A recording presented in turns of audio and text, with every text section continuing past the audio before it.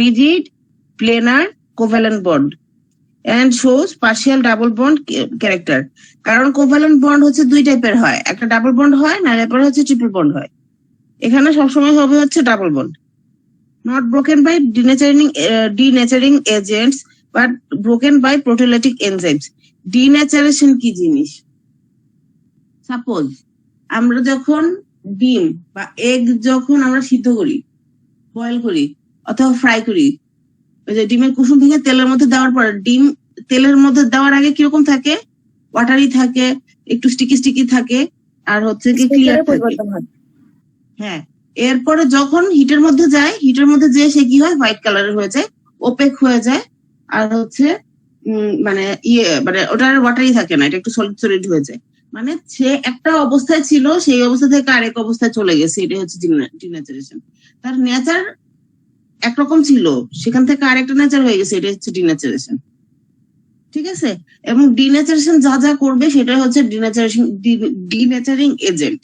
তো ডিন্যাচারিং এজেন্টের মধ্যে আছে যে হিট আছে, কেমিক্যালস আছে, যেমন অ্যাসিডে কোয়াগুলেট করে, ডিম কোয়াগুলেট করে, তারপরে হচ্ছে আরো অনেক অনেক ব্যাপার স্যাপার আছে এর মধ্যে। পিএইচ চেঞ্জ হলে এরকম হয়, কিন্তু এটা কোনো ডিন্যাচারিং এজেন্ট দিয়ে ব্রেক করবে না।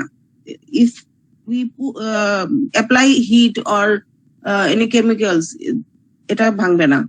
ভাঙতে গেলে প্রোটোলাইটিক এনজাইমই লাগবে। প্রোটোলাইটিক এনজাইম আমাদের বডির মধ্যে আছে হচ্ছে পেপসিন, ট্রিপসিন, কাইমোট্রিপসিন, কার্বক্সি পলিপেপটাইডেজ, এগুলা।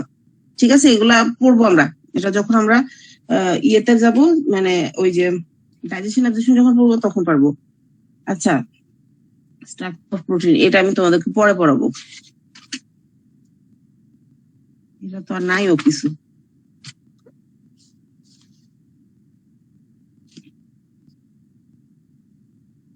আচ্ছা, স্ট্রাকচার এখনই পড়াই দিই। প্রাইমারি স্ট্রাকচার হচ্ছে exact linear sequence of amino acid, যেমন এখানে একটা পর একটার পর একটার পর একটা যখন লাগতে থাকবে, ঠিক আছে, তখন একটা লিনিয়ার সিকোয়েন্স হবে। In protein held together by peptide bond. ঠিক আছে, প্রত্যেকটা অ্যামাইনো অ্যাসিডের মধ্যে যে বন্ড থাকবে সেটা হচ্ছে peptide bond. It determines the type, quantity and sequence of amino acid in a protein. Each amino acid is in a polypeptide chain is called amino acid residue.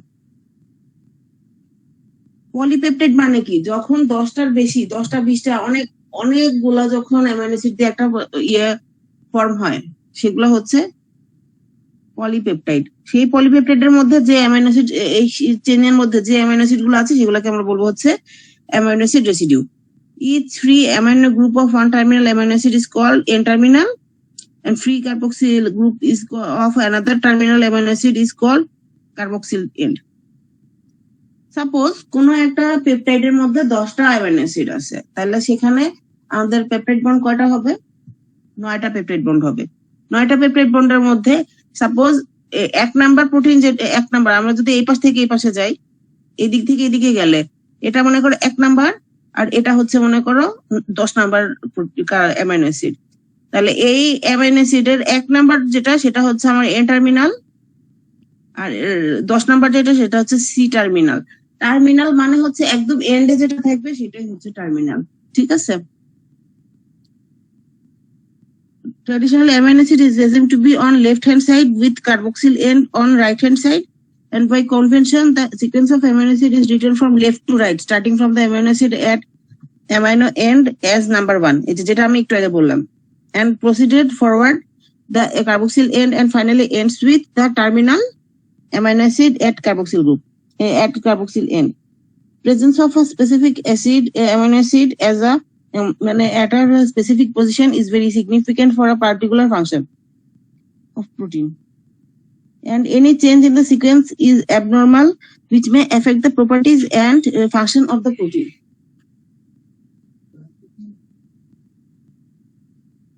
Audio video class এ ওদের খালি বই দিয়ে দেখাচ্ছে, সব mixed.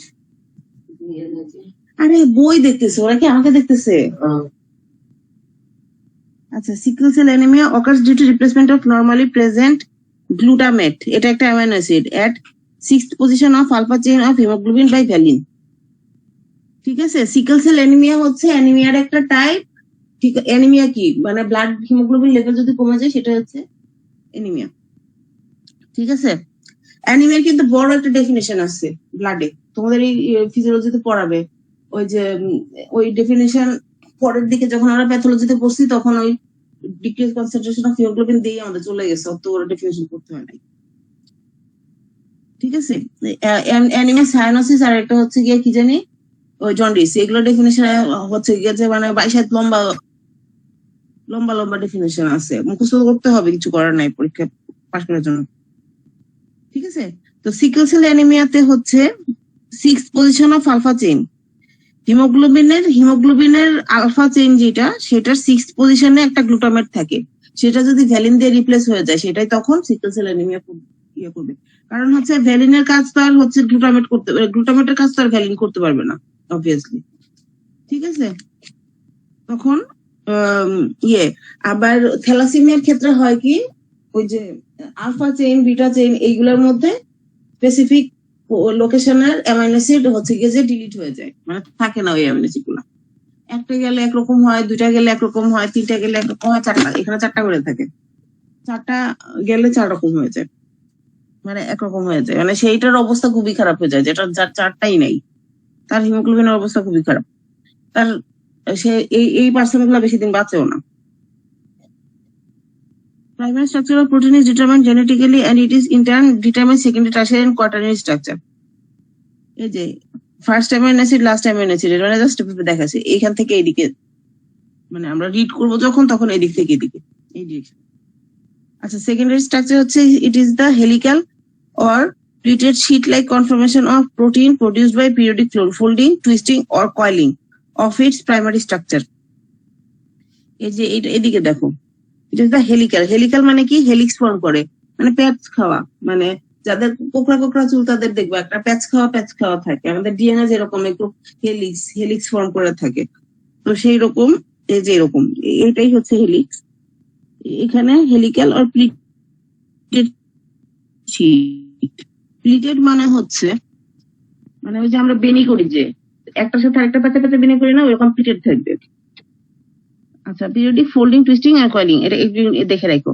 Helical structure is generated like a spiral staircase around the central axis, and its pleated sheet is formed by hydrogen bond between the two external polypeptide chains or between two regions of a single polypeptide chain that folds back on itself.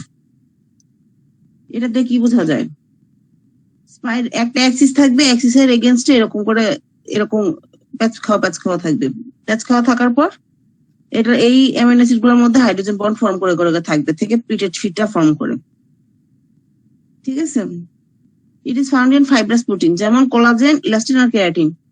Fibrous protein আমাদের এই যে এটা আমরা গতদিন পড়ছিলাম, collagen, elastin আর keratin. ঠিক আছে, এই যে প্লিটেড শীট কিভাবে ফর্ম হয়, এন টার্মিনাল থেকে যে এরকম করে ফর্ম করতেছে। আচ্ছা,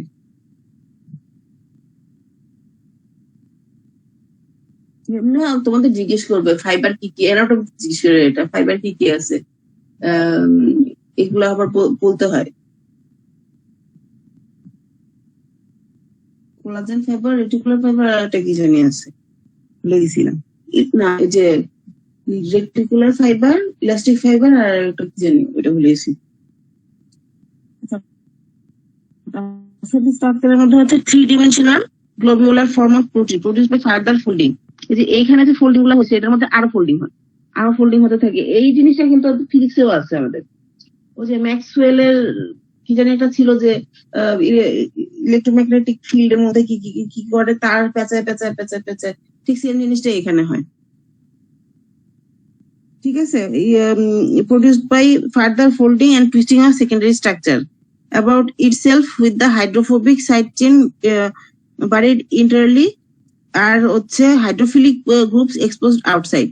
এটার যে হাইড্রোফিলিক পোর্শন যেটা থাকে, আমাদের হাইড্রোফিলিক পোর্শন কোনটা, সি টার্মিনাল যেটা, সেটাই হচ্ছে আমাদের হাইড্রোফিলিক, আর হাইড্রোফোবিক হচ্ছে এন টার্মিনাল, এটা হচ্ছে ভিতরের দিকে চলে যায়, যে সেন্টারের দিকে চলে যায়, আর বাইরের দিকে থাকবে হচ্ছে সি টার্মিনাল গুলো। ঠিক আছে, it is stabilized by hydrogen bonds, disulfide bond, ionic bond interaction আর হাইড্রোফোবিক ইন্টারাকশন। তাহলে দুইটা বন্ড, একটা হচ্ছে হাইড্রোজেন বন্ড আর ডাইসালফাইড বন্ড, আর আর আয়নিক ইন্টারঅ্যাকশন, তাহলে একটু চা দিও, এন্ড হাইড্রোফোবিক ইন্টারঅ্যাকশন। আয়নিক যেটা সেটা হচ্ছে আয়ন দিয়ে হয় আর কি। হাইড্রোফোবিক ইন্টারঅ্যাকশন মানে হচ্ছে হাইড্রোফোবিক মানে ওয়াটারকে রিপেল করে করে কি সব রিঅ্যাকশন হয় সেগুলো। এটা তোমাদের এত বোঝার দরকার নেই, এগুলো খালি মুখস্থ করবা। Found in albumin, globulin and antibody. অ্যান্টিবডিকে আমরা কি বলছিলাম? ইমিউনোগ্লোবুলিন। ইমিউনোগ্লোবুলিন হচ্ছে আমাদের 5টা থাকে বডিতে, GAMED, ইমিউনোগ্লোবুলিন। এগুলো পড়তে হয়, ঠিক আছে? এই যে এখানে দেখো টারশারি স্ট্রাকচার কি, বিটা স্ট্র্যান্ড অফ প্রোটিন। এই যে হাইড্রোফিলিক গুলো বাইরের দিকে যাচ্ছে আর হাইড্রোফোবিক গুলো ভিতরের দিকে আসতেছে। এটা এত বুঝাচ্ছে না ঠিক মতো। আচ্ছা, কোয়াটারনারি প্রোটিন হচ্ছে it is a multi chain oligometric protein showing special relationship of individual polypeptide chain এবং ইচ আদার। এমনি পড়ে নিও, এগুলো আর অত কিছু লাগবে না, এমনি পড়ে ফেলো। এখন ডাইমার, ট্রাইমার, টেট্রামার, পেন্টামার। যদি সাব ইউনিট 2টা থাকে ডাইমার, 3টা থাকলে ট্রাইমার, 4 থাকলে টেট্রামার। এই যে আমাদের গ্রিক নিউমেরিক্যাল যেটা, সেটা তো আমরা জানি কিভাবে হয়। এগুলো সব হচ্ছে ডাই, ট্রাই, টেট্রা, পেন্টা, হেক্সা, অক্টামার। এই জিনিসগুলো হচ্ছে আমাদের গ্রিক নিউমেরিক্যাল। আর রোমান নিউমেরিক্যাল হচ্ছে যে লেটার দিয়ে হয়, আই দিয়ে 1, তারপরে হচ্ছে এক্স দিয়ে হচ্ছে, ভি দিয়ে 5, এক্স দিয়ে হচ্ছে 10। এগুলো হচ্ছে রোমান আর এগুলো হচ্ছে গ্রিক, ঠিক আছে? Protein composed of single polypeptide chain হচ্ছে মনোমারিক প্রোটিন, আর 2 or more পলিপেপটাইড চেইন হচ্ছে অলিগোমেট্রিক প্রোটিন, ঠিক আছে? অলিগোমেরিক প্রোটিন, ঠিক আছে? এমনি পড়ে নিও এটা, আসবে না বলে। আচ্ছা, প্রোটিনের প্রপার্টি, ওই যে যেটা বলছিলাম, প্রোটিনের প্রপার্টি হচ্ছে 2 টাইপের, ওই ফিজিক্যাল প্রপার্টি আর হচ্ছে কেমিক্যাল প্রপার্টি।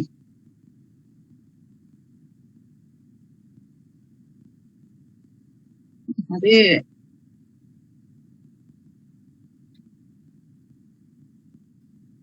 আচ্ছা, ফিজিক্যাল প্রপার্টি হচ্ছে macromolecules with variable shape and variable molecular weight. এটা কত হতে পারে? 4000 থেকে 44 একক, দশক, শতক, হাজার, অযুত, লক্ষ, 44 লাখ।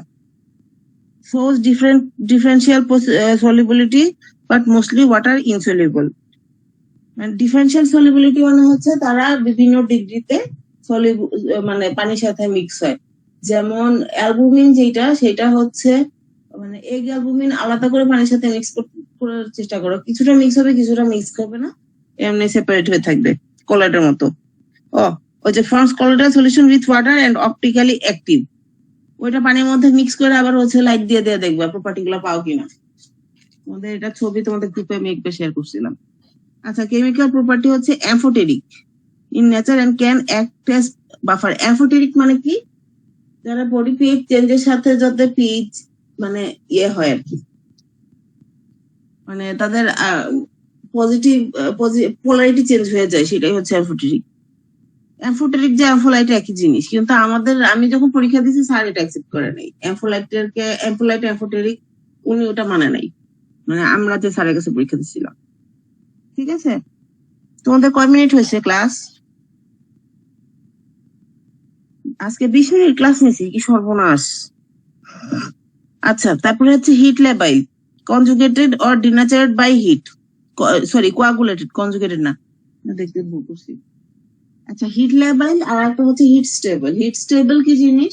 হিট স্টেবল মানে হচ্ছে যত হিট দাও না কেন সেটার কোনো কেমিক্যাল আর ফিজিক্যাল প্রপার্টির কোনো চেঞ্জ হবে না, ঠিক আছে? কিন্তু প্রোটিন যেটা বললাম, হিট দিলে কি হয়? হিট দিলে হচ্ছে কোয়াগুলেট করে, মানে জমে যায়। ব্লাড, আমাদের রক্ত জমে যায়, আমরা বলি না রক্ত জমে গেছে, কেটে যাওয়ার পরে হচ্ছে যে কালো কালো কালো কালো হয়ে থাকে, শক্ত হয়ে থাকে, মানে কাটা জায়গায়। এটাই হচ্ছে আমাদের ক্লট যেটা, বা কোয়াগুলেশন যেটা, কোয়াগুলেট, ওটাকে কোয়াগুলেট বলে। সেরকম প্রোটিনও হচ্ছে এরকম জমে কোয়াগুলেট করে। আবার দুধ যেটা, দুধের মধ্যে লেবু দিয়ে হিট করে, লেবু দিলে ছানা হয়ে যায় না, এই ছানাও হচ্ছে কোয়াগুলেট করে ছানাটা হয়, ঠিক আছে? মানে দুধের মধ্যে মেইন প্রোটিন যেটা, ছানা বলে যে ছানা, চিজ যেটা, সেটাকে বলে ফ্যাট। ফ্যাট থাকে, বলতেছি না ফ্যাট নাই, কিন্তু মেইনলি ওইটা হচ্ছে আমাদের প্রোটিন, যেটা ছানা বা ইয়ের মধ্যে যেটা থাকে সেটা হচ্ছে মেইনলি প্রোটিন, কারণ এটা হচ্ছে কার্ডল হয়েই হয়েছে আর কি। আচ্ছা, express charge on the surface and have definite isoelectric pH. ঠিক আছে, এই যে অ্যানায়ন হলে মিডিয়া পিএইচ হচ্ছে less than electric more than isoelectric pH, cation হলে media pH is less than isoelectric pH. Neutral zwitterion হচ্ছে dipolar, ওইটা আমরা পড়ছিলাম যে ডাইপোলার আয়ন, সেটা হচ্ছে মিডিয়া পিএইচ আইসোলেটিক পিএইচ দুটো সমান। ঠিক আছে। আচ্ছা, colour reaction with ninhydrin, biuret reagents etcetera, colour reaction এগুলো একটু দেখে নিও। আচ্ছা, এরপর হচ্ছে বায়োলজিক্যাল ইম্পর্টেন্স অফ প্রোটিন। একটা ফরমেশন অফ সাইটোস্কেলেটন। Cytoskeleton হচ্ছে complex network of protein filament in cytoplasm that forms a flexible structural framework for cells and tissues. আচ্ছা, সাইটোস্কেলেটন আমরা কি কি পড়ছিলাম, তোমাদের সেল বায়োলজিতে পড়াইছি কিনা আই ডোন্ট নো, আমি বলে দেই। একটা হচ্ছে মাইক্রোটিউবিউল, মাইক্রোফিলামেন্ট, ইন্টারমিডিয়েট ফিলামেন্ট, এই তিনটা হচ্ছে আমাদের সেলের মধ্যে থাকে। এর মধ্যে মাইক্রোফিলামেন্ট যেটা, সেটা মাইক্রোফিলামেন্ট যেগুলো সেগুলো হচ্ছে সেলের মেমব্রেন, যেটা মেমব্রেনের সাইড দিয়ে থেকে সেলটা যাতে কোলাপস না করে সেটা হচ্ছে মেনটেন করে। ঠিক আছে। আবার সেলের শেপ যেটা, সেটাও কিন্তু ওটা রেগুলেট করে। Provide mechanical support by structural protein, যেমন কোলাজেন আর ইলাস্টিন। এই কোলাজেন বুড়িদের যাদের বড় বয়স যাদের বেশি হয়ে যায় তাদের কি হয়, স্কিন একবার ঝুলে গেছে, চেহারা আগের মতো সুন্দর টান টান থাকে না। কেন থাকে না? যে কোলাজেনটা থাকে না, সেটার জন্য স্কিনের যে ইলাস্টিসিটি, মেকানিক্যাল সাপোর্ট যেটা দিচ্ছিল কোলাজেন যেটা, সেটা নাই, সেজন্য স্কিন সুন্দর মতো ঝুলে গেছে। তারপর হচ্ছে promotes catalytic function by enzyme and hormonal function by hormone. এটা তো বুঝছোই, এনজাইমের কাজ কি, ক্যাটালাইসিস করে। এখন এই এনজাইম গুলো যদি না থাকতো তাহলে সারা জীবন ধরে রিঅ্যাকশন গুলো হইতো। ঠিক আছে, ক্যাটালাইসিস করে কেন? যাতে রিঅ্যাকশন গুলো স্পিড একটু বাড়ে। আচ্ছা, provide defence against infection by antibody, helps in muscle construction by contractile protein. আমরা কন্ট্রাক্টাইল প্রোটিন কি কি বলছি? অ্যাক্টিন আর মায়োসিন। ঠিক আছে, এই অ্যাক্টিন আর মায়োসিন হচ্ছে মাসল কন্ট্রাকশনে হেল্প করে। acts as vehicle for transport of hormones, drugs, vitamins, trace elements, etc. আচ্ছা, ওই ট্রান্সপোর্ট অফ হরমোন কি? অ্যালবুমিন, এই যে হরমোন বলো, ড্রাগস বলো, ভিটামিন বলো, ট্রেস এলিমেন্ট বলো, সবগুলাকে হচ্ছে বাইন্ড করে আনায়। মোস্ট অফ দ্য কেস অ্যালবুমিনই করে, কারণ অ্যালবুমিন ব্লাডে সবচেয়ে বেশি থাকে হচ্ছে অ্যালবুমিন অন্য প্রোটিনের থেকে। এছাড়া আরো অনেক প্রোটিন আছে, যেমন হচ্ছে তোমার ওই যে ক্যালসিয়ামের জন্য আছে কালমিডোলিন, ক্যালসিয়ামের যেটা ক্যারিয়ার প্রোটিন। কপারের জন্য আছে যে সেলুলোপ্লাজমিন।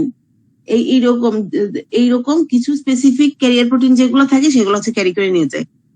ঠিক আছে, হরমোনের জন্য স্পেসিফিক ক্যারিয়ার প্রোটিন আছে, ড্রাগস এর জন্য স্পেসিফিক ক্যারিয়ার প্রোটিন আছে, এগুলো বাইন্ড করে হচ্ছে যে ভেহিকেল হিসেবে কাজ করে। ঠিক আছে।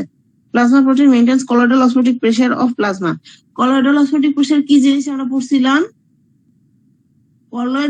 অসমোসিসকে প্রিভেন্ট করতে যে প্রেসারটা হয় সেটাই হচ্ছে অসমোটিক প্রেসার, আর কলয়েড দিয়ে যেইটা হয় সেটাই হচ্ছে কলয়েডাল অসমোটিক প্রেসার, সেটা হচ্ছে প্লাজমা প্রোটিন।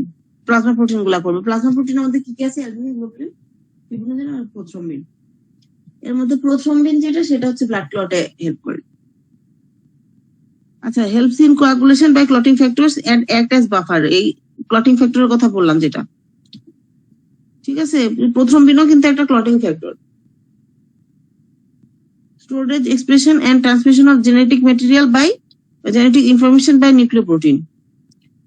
ওই যে স্টোরেজ করবে, এক্সপ্রেস করবে, এটা তো বুঝছোই কি বলছি। Helps in gas transport, oxygen, carbon dioxide, mainly oxygen haemoglobin দিয়ে। কার্বন ডাইঅক্সাইড দিয়ে করে, কিন্তু কার্বন ডাইঅক্সাইডটা কম, কিন্তু অক্সিজেনটা বেশি। সব যদি কার্বন ডাইঅক্সাইড দিয়ে বাইন্ড করে যাবে তাহলে কি আমরা হচ্ছে অক্সিজেন পাইতাম? টিস্যু লেভেল অক্সিজেন যাইতো না। আবার অনেক সময় দেখা যায় কার্বন মনোক্সাইড যেটা সিও, ওইটা হচ্ছে হিমোগ্লোবিনের সাথে বাইন্ড করে পার্মানেন্টলি বাইন্ড করে যায়। পার্মানেন্টলি বাইন্ড করলে কি হয় সেটা হচ্ছে, আর হচ্ছে যে এগুলো কিন্তু পার্মানেন্টলি বাইন্ড করে না, এগুলো হচ্ছে টেম্পোরারি বাইন্ডিং।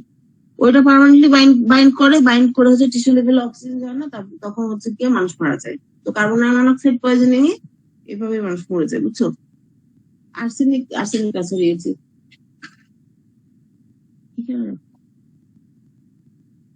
ইয়েতে সায়ানাইড পয়জনিং যেটা, সেটা তো সেম জিনিস হয়, কিন্তু কার্বন মনোক্সাইড পয়জনিং এ একটু সময় পাওয়া যায়, সায়ানাইড পয়জনিং ওইভাবে সময় পাওয়া যায় না, কারণ সায়ানাইড জিব্বায় লাগে 1.5 সেকেন্ডের মধ্যে মানুষ মারা যায়। এত র্যাপিডলি কাজ করে। 1.5 সেকেন্ড না, 1.5 মিনিট, 1.5 সেকেন্ড এরকম। মানে এটা টেস্ট কিরকম, 1.5 মিনিট হলে তোর মানুষ টেস্ট বলতে পারতো, 1.5 সেকেন্ডে, ঠিক আছে? 1.5 মানে 1.5 আর কি। তারপরে হচ্ছে সোর্স অফ এনার্জি। যদিও আমরা সোর্স অফ এনার্জি হিসেবে প্রোটিনকে ওইভাবে ইয়ে করি না, কিন্তু রিগার্ড করি না, কিন্তু সোর্স অফ এনার্জি হিসেবেও কিন্তু প্রোটিন কাজ করে। যখন আমাদের স্টারভেশনের সময় বা ফাস্টিং এর সময়,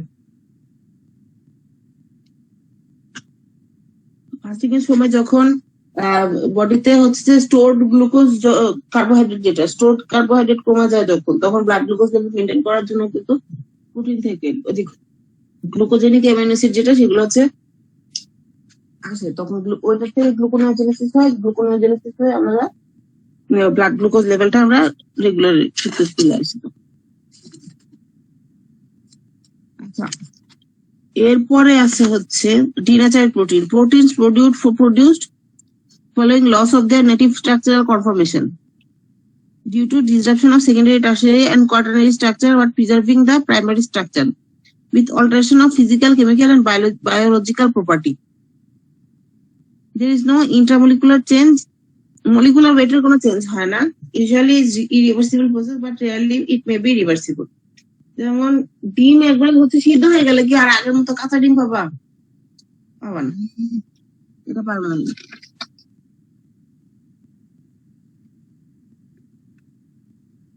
তারপরে হচ্ছে denaturation of protein is done by physical agent, যেমন extreme temperature, heating, freezing. Ultrasound কি জিনিস?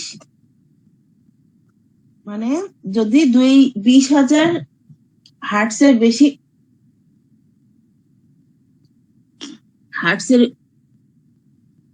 বেশি সাউন্ড যদি ইউজ হয়, সেটাই হচ্ছে আল্ট্রাসাউন্ড,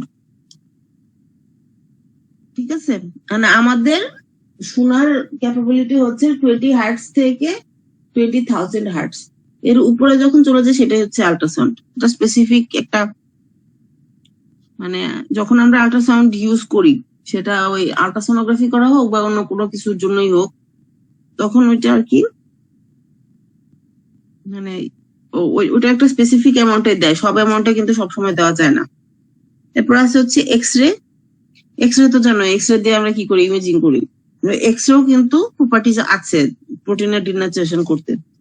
আল্ট্রাভায়োলেট রেডিয়েশন, এটা তো বলারই দরকার নেই। আল্ট্রাভায়োলেট রেডিয়েশনে যদি আল্ট্রাভায়োলেট বি আর সি আমাদের কি করে? স্কিন ক্যান্সার করে ফেলে। এই জন্য বলে যে ইয়ে করতে, বলে সানস্ক্রিন ইউজ করতে। আল্ট্রাভায়োলেট এ রে দিয়ে কিন্তু আমাদের হচ্ছে ইয়ে হয় আর কি, ভিটামিন ডি সিনথেসিস যেটা, সেটা আল্ট্রাভায়োলেট এ রে দিয়ে হয়। তো আল্ট্রাভায়োলেট রে যে একবারে খারাপ তা কিন্তু না।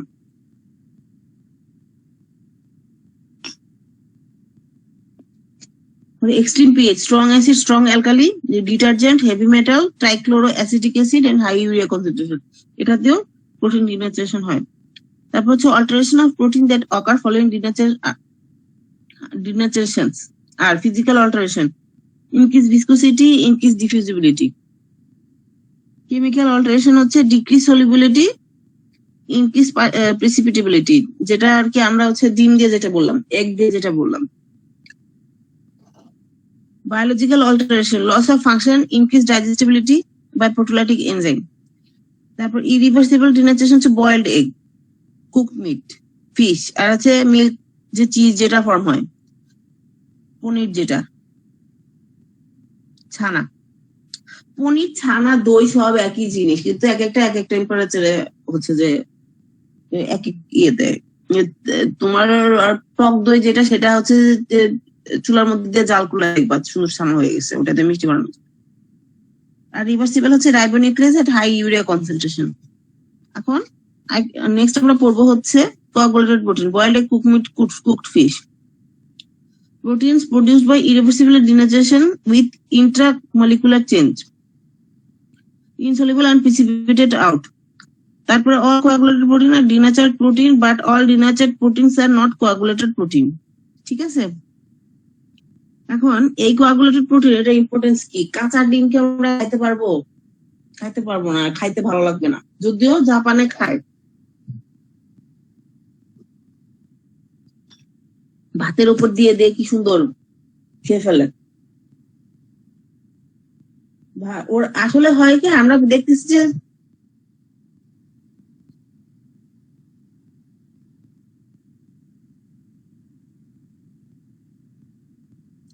আমরা দেখি যে কাঁচা ডিম, কিন্তু ওরা তো অ্যাকচুয়ালি কাঁচা ডিমটা খায় না। আমি দেখছি ওই যে তোমরা ইউটিউবে দিবা বিগিন জাপানোলজি, ঠিক আছে, ওটার মধ্যে দেখবা হচ্ছে রাইস, রাইস না এগ, এরকম কি যেন একটা রাইস না এগ কি যেন একটা ছিল।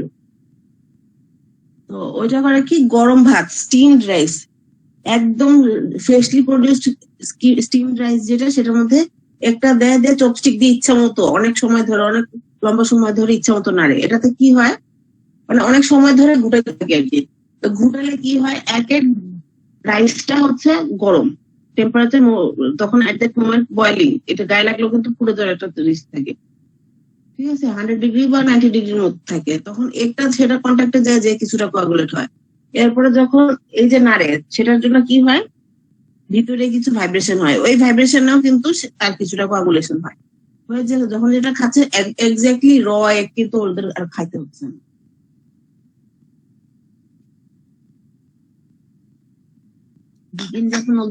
জাপানোলজিটা দেখবে, আমার খুব মজা লাগে দেখতে, তোমরা আজকে সার্চ দিয়ে দেখবে এগুলো। ঠিক আছে, আচ্ছা তাহলে আজকে এগুলো পড়ো, নেক্সট ক্লাসে তোমাদের প্রোটিন আইটেম শেষ করে, না নেক্সট আর দুটো ক্লাসের মধ্যে শেষ করে দেবো, একসাথে এত পড়ানো যাবে না। তুমি আজকে কোয়াগুলেটেড প্রোটিন পর্যন্ত পড়ো, ঠিক আছে, আর তোমাদের লিপিড আইটেমের ডেট আমি দিয়ে দেবো খুব তাড়াতাড়ি। আচ্ছা তাহলে আজকে ক্লাস ক্লাস শেষ, ঠিক আছে, রাখি। আচ্ছা, আসসালামু আলাইকুম। আসসালামু আলাইকুম।